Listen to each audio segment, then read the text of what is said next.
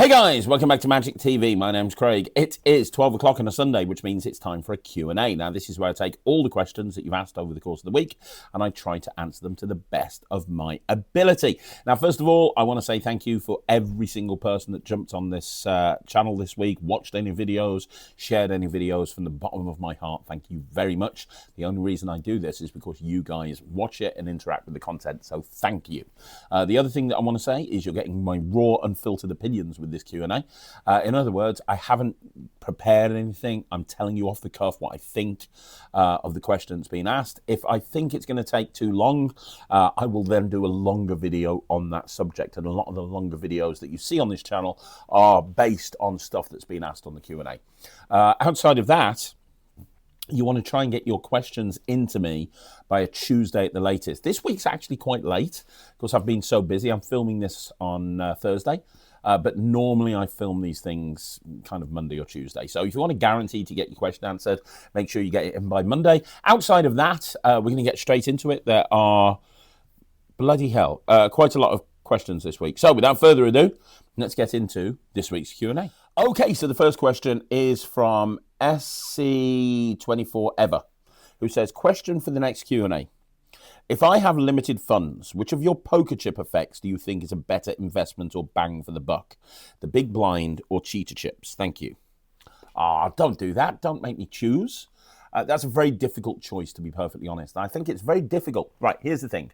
A lot of people are comparing cheater chips and big blind, and I understand why. Two sets of poker chips coming out within a couple of months of each other, both by me, both designed to do mentalism-y type stuff.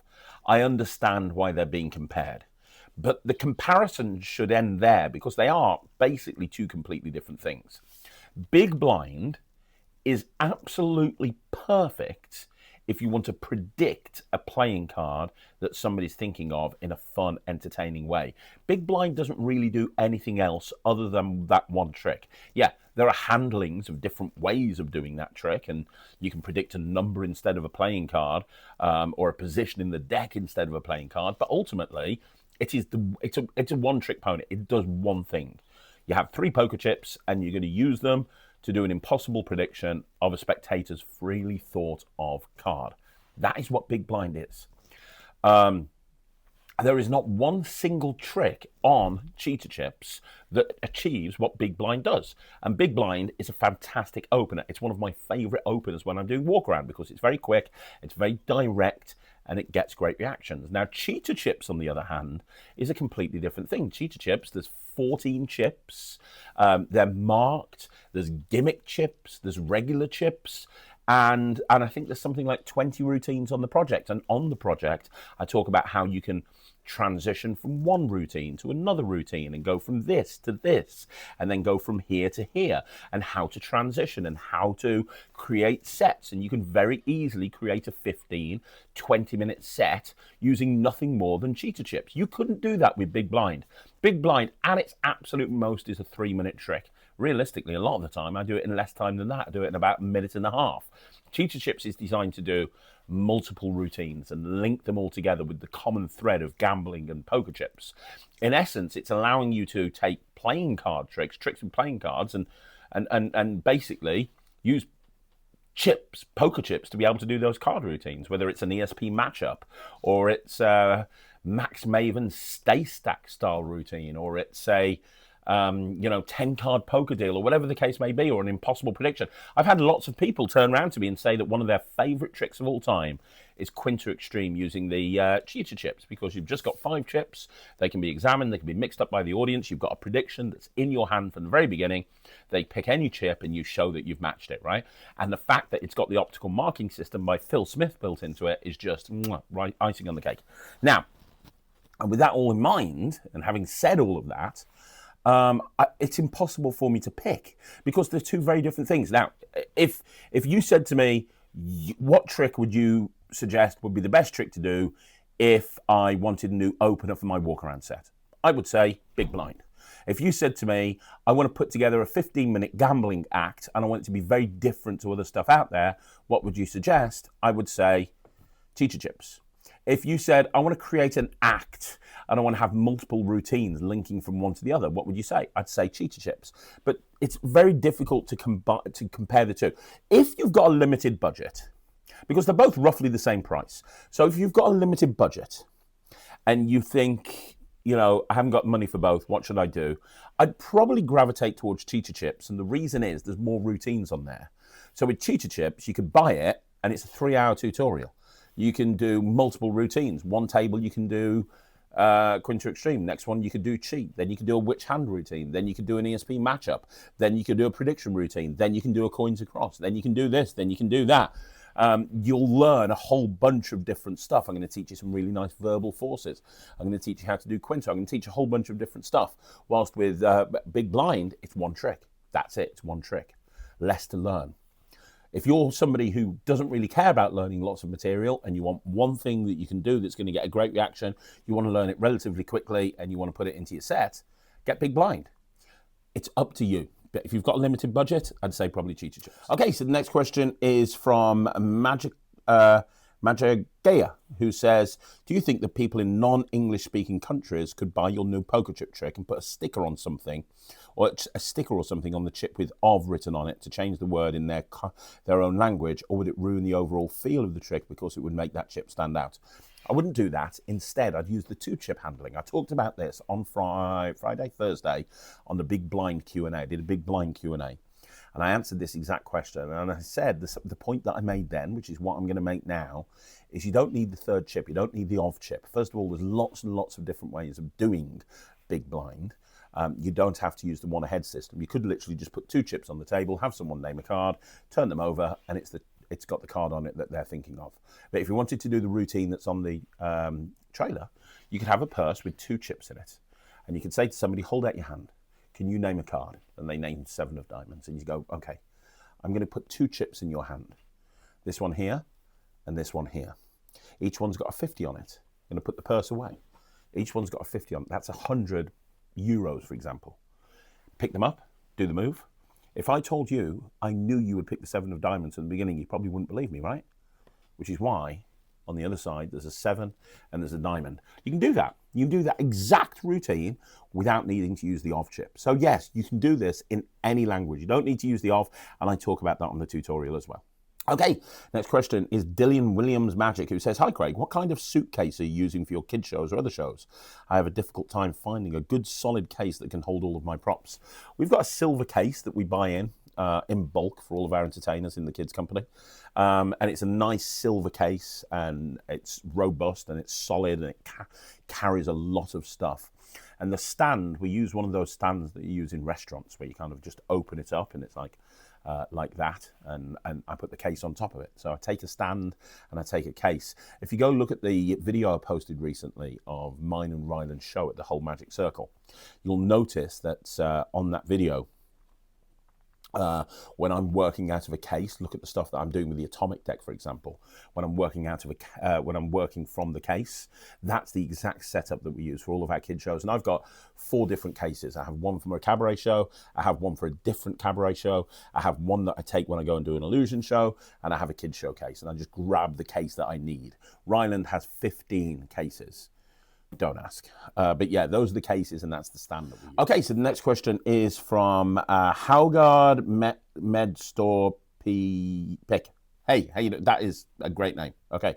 Hi, Craig. You mentioned a few months ago a trick called Palette that was already filmed through Alakazam. When will it be released? I think it's on the 2025 release schedule for Alakazam. Now, it's my fault that it hasn't come out yet because they've been waiting for me to do live performances, and I've been focusing on Big Blind and some other stuff for Alakazam. But I just need to do live performances. And also, you're left with a rainbow deck, which is a regular rainbow deck. And I said to Pete, probably back in November, I said, Pete, as they're getting a rainbow deck as part of Palette, and as it ends with a regular inspectable rainbow deck, wouldn't it be a really good idea to include on the project several routines with rainbow decks that I've created over the years? I've never done a rainbow deck project. And he said, yeah, that would be a great idea. So me and Nem are back into the studio next week, and we're filming the rest of Palette. So I'm filming some bonus routines that you can use a rainbow deck for Palette that's going to be included as a bonus outside of the main routine. Okay, so the next question is from Andy Putt. It says, hey, Craig, congratulations with the release of Big Blind. Thank you very much. I'm still behind buying tricks that you've released that I love to have. Sorry about that. Big Blind, Bag Reborn, Cheetah Chips, Focus, Petty Cash, Coin Magic Academy, Beyond Stebbins. Now I'm done with sticking feathers up your ass.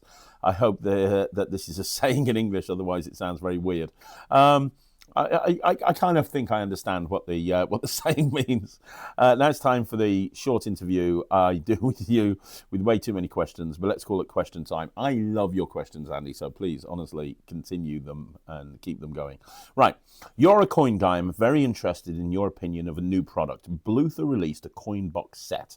You get one Akita box, one Boston box, one slot box, and one stone box. The $half-dollar version costs $60, and the dollar version costs $80. This is not very expensive for what you get, and Bluether is hitting it out the park with their coin magic products lately. The only problem is you don't get any instructions or a tutorial. What are your thoughts about this set and if it's worth the money? Where do you recommend getting good tutorials for tricks? This is the moment that you advertise the Netrix, probably.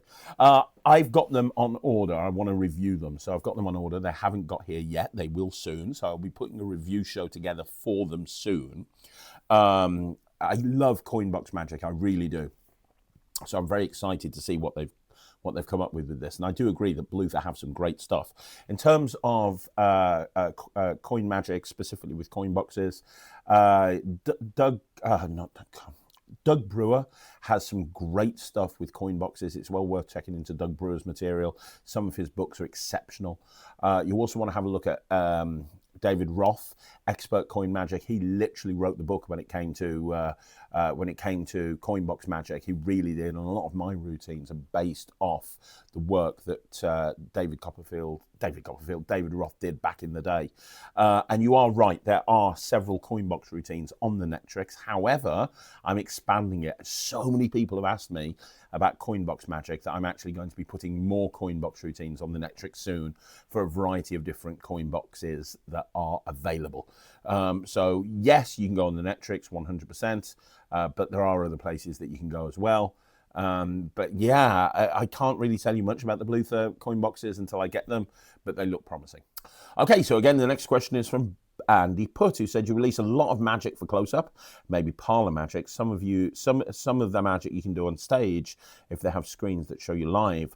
But is there coming out some Craig Petty releases you can do on stage without the need to project onto a screen? I know that you wanted to release more stage magic, but when can we expect these kind of releases? And if I missed a release, where is this possible? Please enlighten me. Great question. So, yes, I am bringing out some stage magic this year. I do more stage magic than I actually do close-up magic, so it's kind of weird that I bring stage magic out. Now, one of my favorite stage tricks at the moment is Atomic Deck.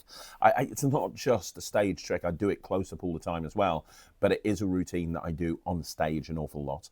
And so that's coming out in February. There are specific stage routines coming through Alakazam in 2025. I'm thinking there's three. There's 3 stage tricks in 2025 that are coming through Alakazam, assuming they all come out in 2025, and they're all part of my stage act. The other thing I've spoken to Peter Nardi about is doing an academy on stage magic, and literally just doing a full academy just on stage magic, and maybe going and doing a show first and getting the reactions to all of the footage in a show. And then after that, kind of breaking down exactly how everything works. So there's a bunch of stuff that I have got planned. And on the Netrix, I'm sorry to bring it back to the Netrix again, but on the Netrix, there's a big stage magic section, and we're adding material onto the stage magic section of the Netrix all of the time. So yeah, hopefully that helps. There you go, there's an awful lot.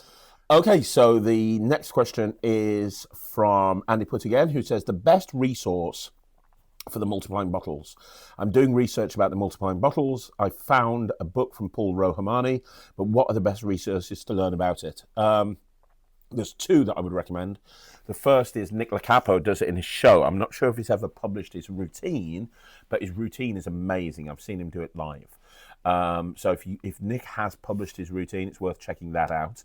Also, one of the best magicians in the UK is Mark James.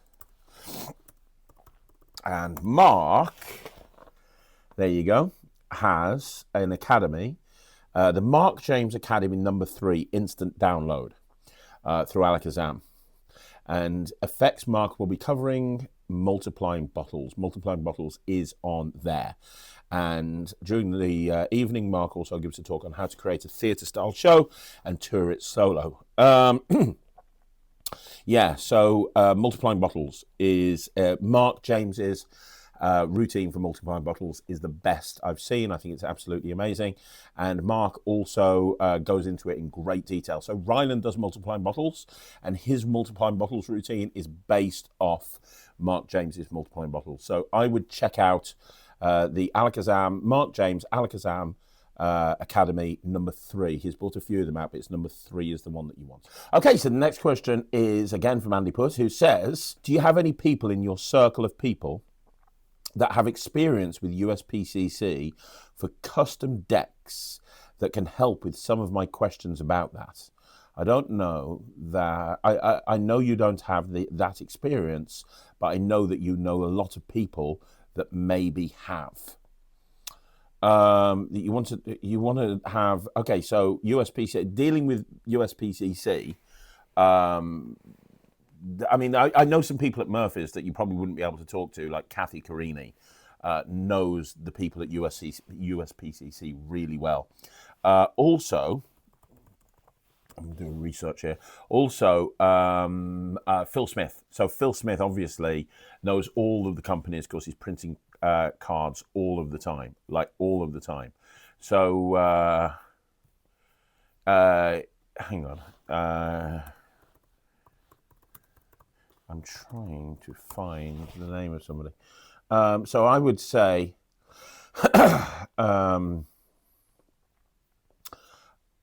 yeah, so I would say, let's have a look here. I would say that you reach out to Phil Smith. Phil is a great guy to speak to. If Phil can't help you, you might want to speak to Murphy's. There's a guy, and his name's Kevin. Is it Kevin? I feel really terrible because I can't remember his name. And he does all of the sort of card printing for Penguin Magic. And he's very knowledgeable. And his name's Kevin, and I can't remember his surname, and it's bugging me, and I feel really bad about that, so I'm so sorry. I'll get that name for you, but he's somebody else that you can reach out. He posts an awful lot on the Magic Cafe, so you can reach out to him on there. But outside of that, I mean, you might want to speak to Sean Dunn from Penguin Magic as well, or Eric Tate, or anybody from Penguin Magic, because they obviously print from USPCC and lots of other places, and they might be able to help you with that as well. So try in all of those places, but I don't really have any connections myself, because when I create a deck, Lloyd Barnes is the other person that has a lot to do with USPCC. You know, he goes back and forth with them quite a lot. So you might want to speak to Lloyd. One of those names, hopefully somebody can help you. Okay, so the next question, again from Andy Putt, is a two-part question. Okay, now with cheater chips and Big Blind released, I have the following question. Did you dive into poker chips and thought, what can I do with chips? And so you created multiple routines and projects. And can we expect more poker chip releases from you in the near future?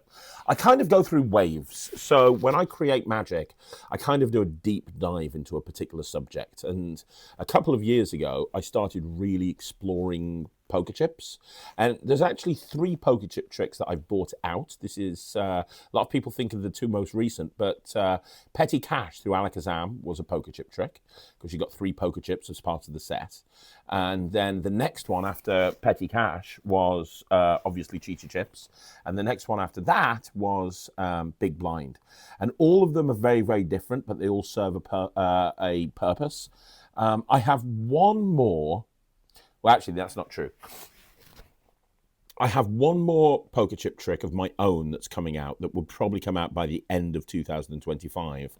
But I'm also involved in something with Murphy's Magic to do with the Sucker Punch poker chip set. So if you don't know, a few years ago, Murphy's Magic brought out Sucker Punch. I'm a big fan of Sucker Punch to the point that I have the Sucker Punch poker chips tattooed on my arm. I use them an awful lot, and something is happening with Sucker Punch over the course of 2025 that I'm not allowed to talk about, but I am involved with that as well. So, and it's involving a lot of creativity on my part as well. So, yes, I'm doing more with poker chips, but only one of them is my own project. The other one I'm kind of working on with the team at Bluether. Okay, so one final question from Andy Putt. Will you be doing the Blackpool Magic Convention dealer specials again this year, where the dealers talk about going to Blackpool? I always look forward to what Matthew Wright has to offer for the Blackpool Magic Convention. He's an awesome guy. Yes, I am doing them. In fact, I've already started filming them. Last night I just filmed one with Chris Congreve. I am actually doing a lot more of them as we speak. So they're hopefully going to be starting to trickle out at the beginning of February. So in the next couple of days, maybe as early as Tuesday next week, you'll start seeing these dealer interviews come out. So yes, I am going to be doing them again this year. Okay, so the next question is from Divishan Magician, who says, in my opinion, lemons are very random things to just make appear with no justification. So I personally use digital force bag before starting the cups and balls to force lemons. Would you bother with this, or do you think this is just unnecessary? I probably wouldn't do it, but it's a creative idea. It's a very creative idea, actually. And I love your thought process that's gone into that. I don't think it's as necessary for the trick. I've done cups and balls for years, and at no point has anybody said, wow, lemons, that's random. Like, it's just the fact that a lemon has appeared, or a lime has appeared, or this big object has appeared. That's kind of the what the actual hell moment, right? Having said all of that, I do love the line that you're going down from a creativity point of view, but I would encourage you to expand on that. So you've got this idea of forcing lemons, and therefore that justifies the production of lemons, right? But now you've got the idea of forcing something that's going to appear underneath the cup. What else can you go with that? How about having a list of 100 random objects that people will find around their house? And 3 people pick 3 random objects. You could even have them all set up in a Sven pad if you didn't want to use digital force bag. You could have like AirPods, for example, anything that would fit as a final load. You can have a lemon, you can have whatever. So you've got these 3 objects that people are thinking of.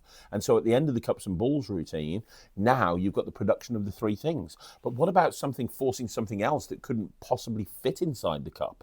What about for example, forcing a magic wand and having like a expanding magic wand that you've loaded into the cup or something? Or what about going down the Scott Alexander route and forcing coffee? And Scott was the first person I saw fill a water balloon up with cold coffee and load the water balloon into the cup and then, you know, prick it with a thumb tip or with a you know, whatever.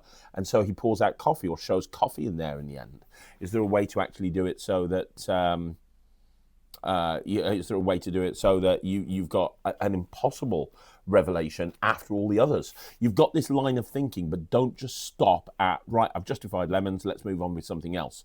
See if you can take this to a next level and see if you can carry on with this level of creativity and see where it takes you.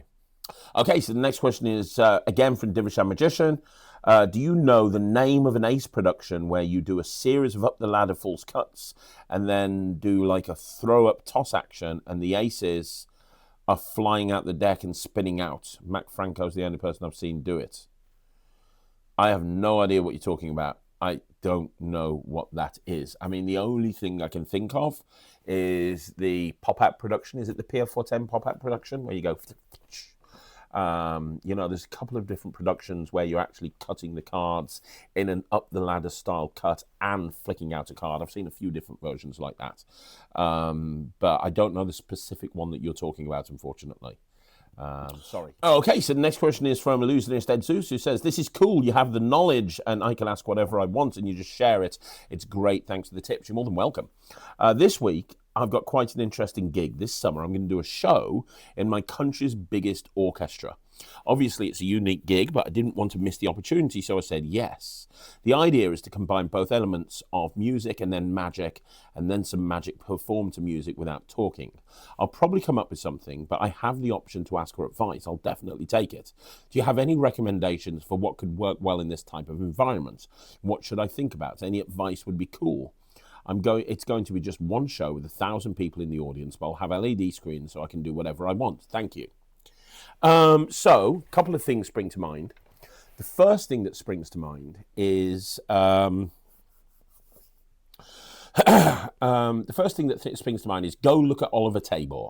So Oliver Tabor is one of the most respected magicians over here in the UK, and is incredible. He runs West End Magic, sorry, and he's brilliant. And he has made his reputation doing a music act where he performs this act on stage, and everything is themed to music. And it's a manipulation act. Everything's themed to music, and he's got wonderful moments where banners are changing in a misdirected way. He ends up with a production of a cello. It's just a beautiful piece of magic to music. It's like about an 8 or a 9 minute piece. Go and look at that, because that might give you some ideas. That's the first thing that popped into my head. Now, the other thing that popped into my head was, now, Justin Flom, before he turned to the dark side, before he became evil and the entire magic community hated him, I'm sure it was him. He had a routine. Let me see if I can find it. You might have to do some Googling. I remember the videos were around all of the time back in the day. You might have to look into it. I don't think you're going to be able to I'm not going to be able to find it in seconds. I can't. It's going to be around somewhere,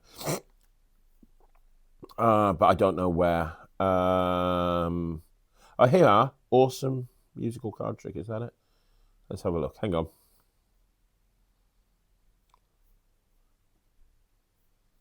Okay, continuous Greg Petty. Here we go. I've got it. So if you type in Justin Flom, is this it? Hang on. Let me just turn my volume up for a second. It's gone away. I think I've just pressed something annoyingly. I think that I've got it. Here we go. Hang on. Okay, here is some footage of a recent show live. Here we go. Hang on, let me just check.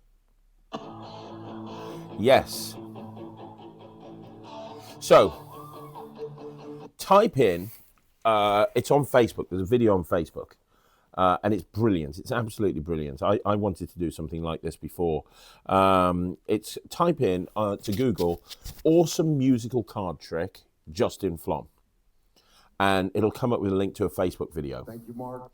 So this video, it basically, what Justin does is he does it's like a story deck. It's like Sam the Bellhop, right? But it's to music. So the music's playing. And as the music's playing, he's doing card manipulation and card flourishes and stuff like that. And he's producing various different cards to the music. So as the music says something, he's producing a card. It's a little bit like Russ Stevens did back in the day. So Russ Stevens did a manipulation routine to Shape of My Heart, right? And it's a beautiful routine, absolutely beautiful routine. So he did that years ago. This is kind of a similar thing, but the music changes every 5 or 6 seconds. And what makes it so cool is it's all projected up onto the big screen. So you're seeing all of these really cool card moves and cool production routines. But it's all happening in time to the music. So you're listening to the music, you're recognizing the music, you're seeing this really cool magic, and then you change it, and then the music changes, and the music changes again, and the music changes again. Go and look at that, because I think that's what you're looking for. That's a beautiful piece of magic. And even though Justin doesn't really do that sort of stuff anymore, it's a great piece. It's a really great piece. Have a look at that. I think that's what you're looking for. Okay, so the next question is from Magicala, who says, thanks so much for everything you keep sharing, especially sharing your full show. It was an unbelievably kind of you. You're more than welcome. I'm going to Blackpool and booked a ticket for your podcast gathering at the House of Secrets. You should do. There's hardly any seats left. Please, please, please come along to the House of Secrets if you haven't already. My question is, what could I bring you from Italy to thank you that would make you happy? Sometimes happy means tipsy or slightly over the ideal weight, so let me know if I can bring you something to make you and your family less healthy but happier. Dude, just bring yourself and come and show me some magic, and we'll share a drink in the House of Secrets. That would be amazing. Things get very busy for me at Blackpool, but Wednesday is amazing because I'm just hanging out at the bar. I'm chatting to people. It's my favourite night of the whole of Blackpool. So come along. I'd love you to be there. I'm going to be there the whole time, and it's going to be an absolute blast. But don't bring anything. Just bring yourself. Okay, next question is Pancalo. Says, hi Craig, hope you're well. Last week I asked a question about the Netrix coupon code, and Michael was kind enough to answer. He told me to email you guys, so I did, but I haven't heard anything back. Are you busy or did you not receive my email? I didn't receive the email. What was the problem, Pancala? Michael's in the other room. I'm going to ask him now what I don't even know what your question was, to be perfectly honest. So let me find out for you, and I'll make sure Michael gets it sorted, okay? I'm very sorry. I wasn't aware of a problem. So leave it with me. Okay, so the next question is from Sean Quito, who says, hi, Craig. More power to you. Thank you very much. I have Lolly Hero, Candyman, Bon Bon Box, Lol Down Road by Tobias Dostal, Gunfounded, Bubble to Lolly, Mallows, Flipper Oreo, Project Herschel, Sugar Rush, Mini C2C. Do you have any suggestions or known products that are related to Sweet Magic that I can do in my arsenal? Thank you. Wow. There was some stuff brought out by Plat Magic years ago that I reviewed on the Wizard product review that was really good. See if I can find it here. Yeah, Sugar Rush. Did you say Sugar Rush? Did you say Sugar Rush? I don't think you did say Sugar Rush. Oh no, you said Sugar Rush. Damn. Okay, you said Sugar Rush. That was my one thing. No, I don't. I mean, Tora has brought out some stuff. So Tora has brought out some products over the years where, like, there's one that Ryland used to do in his show where it looks like an empty chocolate container and you shake it and it's full of Ferrero Rocher and you can actually take them out and eat them. And it's like a flash production of Ferrero Rocher. That looks really good. That's with Tora Magic. And then obviously you've got the trick that Ryland did in his show that we put on the channel recently, the Abracadabra, which is the routine where he's talking about his sister stealing his chocolate, and he keeps stealing a piece, and it keeps going back to the normal size. That's a really cool trick as well. But outside of that, oh, and I tell you what, Michael J. Fitch, Life is a Box of Chocolates. If you Google or YouTube Life is a Box of Chocolates, Michael J. Fitch, you'll see a performance of me doing it. It's a story deck using chocolate bars instead of playing cards. So you've got these big, massive cards with chocolate on. You mix them all up, and then you tell the audience that you're going to try and memorize the order and construct a story in real time, and that's what you're doing. It's a fantastic routine. It's been in my cabaret show for probably over a decade. So that's really good as well, and you can actually get a smaller version that you can do close up. So that's probably the best option I've got for you. Okay, so the next question is Real Radical, who says, hey Craig, love your products and love your channel. I consider myself a newly intermediate magician. I can do a pretty good double lift and a solid Elmsley in my opinion. However, I'm terrified of performing for people I do not know. I'm afraid I'll either screw up or be heckled. Ways of dealing with hecklers. Also, hope to see you at a convention soon. Let me know if you're on tour in the Boston area this year. Don't worry about trying to deal with hecklers. Don't worry about that, right? Don't worry about hecklers. If somebody starts being mean to you, just say, hey, I'm here to entertain you. I'm so sorry if that's not the case. I'll just go. Don't worry about that. If you're nervous about performing, don't even think about how to deal with hecklers. Don't even let the thought hecklers get into your mind. I'm going to give you the same piece of advice I've given a few people, and they've said it's helped. People get nervous performing because they're worried about the trick going wrong. They're worried about them doing something wrong that makes the trick go wrong. So I know that you know a lot of magic. You're a newly intermediate magician. Forget about all of it. Do a completely self-working trick. Let me give you one where you don't even need to touch the props, and it's going to work 100% of the time. Do a cut deeper force, an Ed Belducci cut deeper force, where you have the top card of the deck that you get into cut a small packet of cards, turn them face up, cut deeper, cut you more than you cut to before, spread through to the first face down card and put it down on the table, and that'll be the force card. Do that, but you don't hold the deck, they do.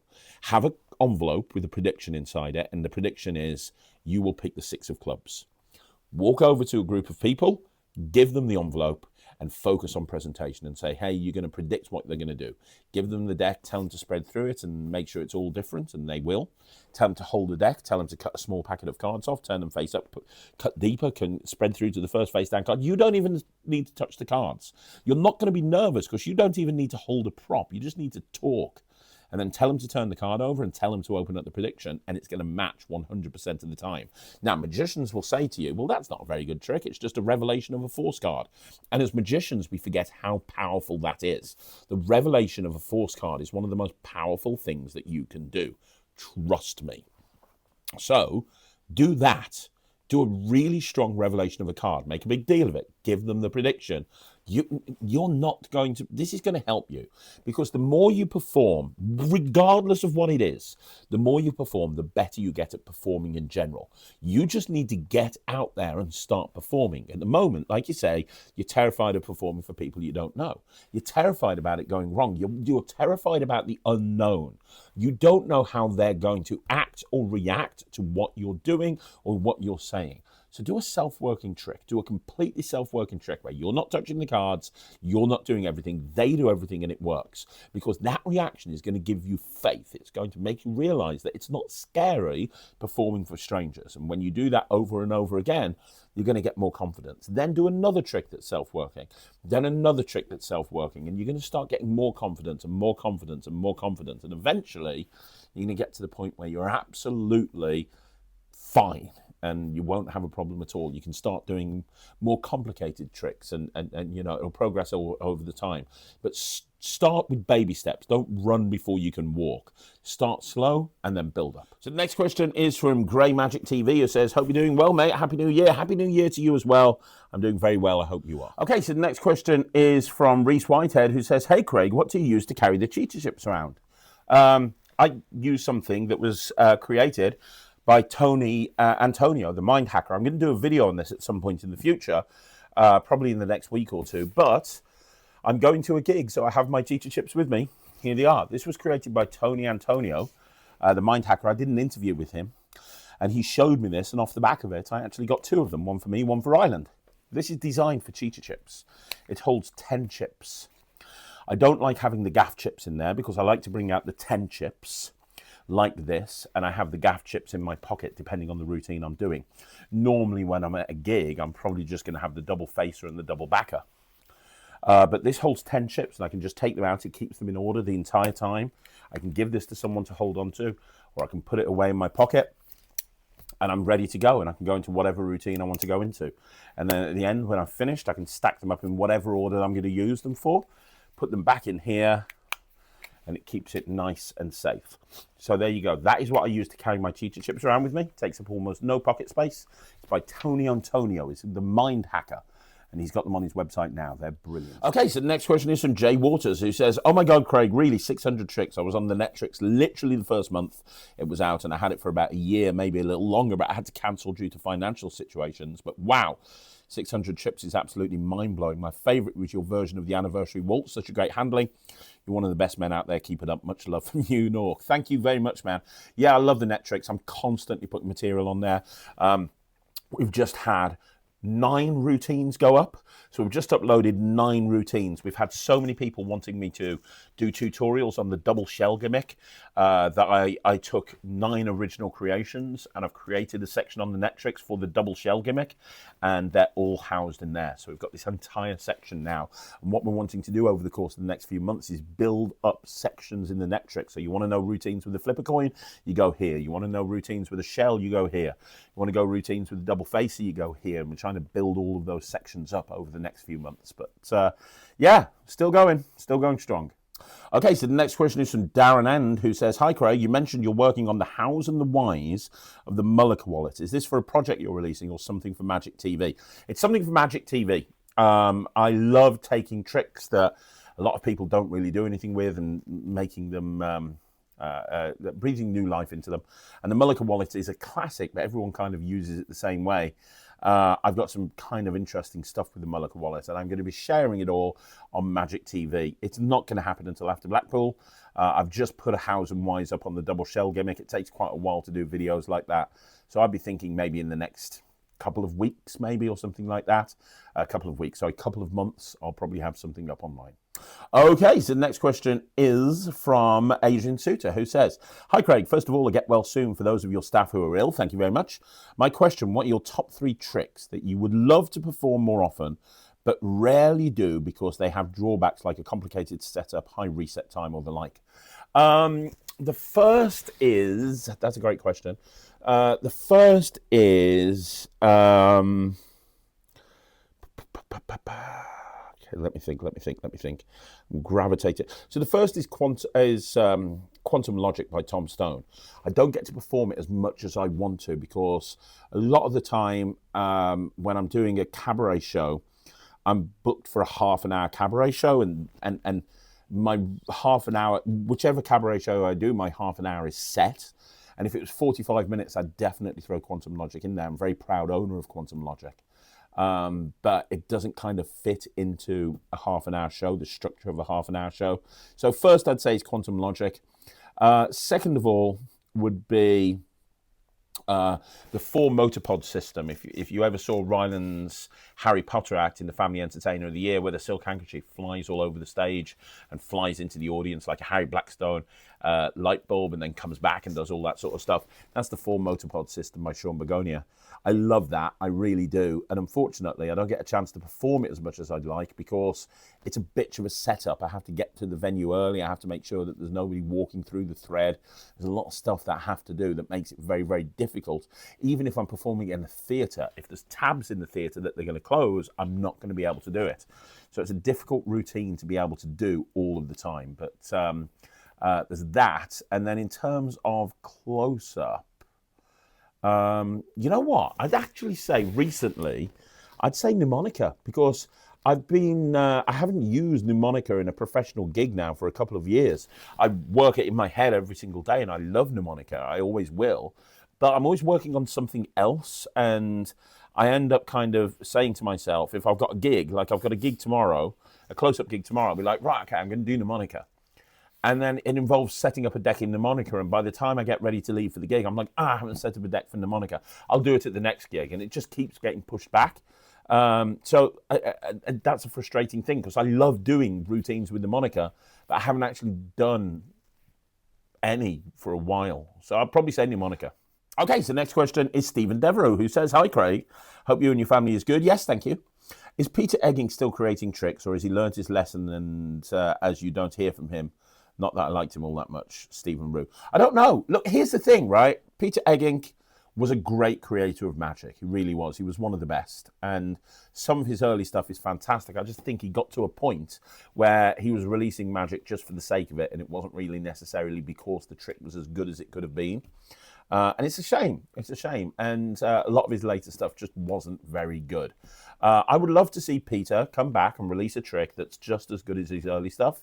And hopefully we'll see that at some point. As for where he is, honestly, I really don't know. Okay, so the final question today is Jay Plays, who says... who says, "I would love to see a video with Matt talking about the routines he uses Stebbins deck for." Cool. I will make that happen. I can see a couple of people have commented saying, "I second the Stebbins video idea, ditto." So yeah, I could ask Matt to do that, no problem. I have one question. I found your exposed videos really helpful in deciding what to buy and what not to buy. Do you intend to do similar videos of some of your old releases? I don't see any for Petty Cash, Quantum Deck. What about Big Blind? Thanks for everything that you do. Well, okay, so the Big Blind expose video is Monday. That is definitely happening. In terms of the other stuff, the older stuff, I'm more than happy to expose it. I've never done that before. Never kind of exposed the older stuff. I had the idea of starting exposing tricks about 2 years ago. And since then, every trick I've brought out has been exposed, and I will continue to do that. But this one, the older stuff, hasn't, obviously. But I could do, yeah. I mean, if people are interested in it, I mean, if people are interested in seeing some of my older stuff exposed, so I can kind of go through exactly how it works, that I'm more than happy to do that. Just let me know in the comments. Would people like to see exposed videos on stuff like Chop and Keymaster and things that I haven't actually done exposed videos on? Because if you would, let me know, and I will make it happen. So there you go, guys. That's another Q&A in the bag. Thank you once again for joining me on Magic TV. Now, don't forget, I will be back later on today with a, what am I doing later on today? Oh, yeah, I'm doing a review show special, and it's on Chris Congreve and his new book. So make sure you check out for that. There's lots of live performances and an interview with Chris. Also, make sure that you join the Netrix. It's my online streaming platform for magicians. You can get access immediately, see what all the fuss is about, and make sure you watch the Talk Magic that went up yesterday. It's a full-on video with the organisers of the Blackpool Magic Convention talking about Blackpool. So make sure you check that out. Make sure you look at all of the stuff. You want to see more videos like this, like the video, subscribe to the channel. I'll be back again tomorrow at 6 o'clock with another video. I'll be back with the exposed video. Big blind exposed video is going up tomorrow at 9 o'clock. Look out for it. Thanks for watching. My name's Craig for Magic TV.